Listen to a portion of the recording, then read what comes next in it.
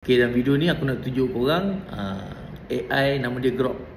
AI ni baru jugalah, baru tahun ni rasanya dia lancarkan.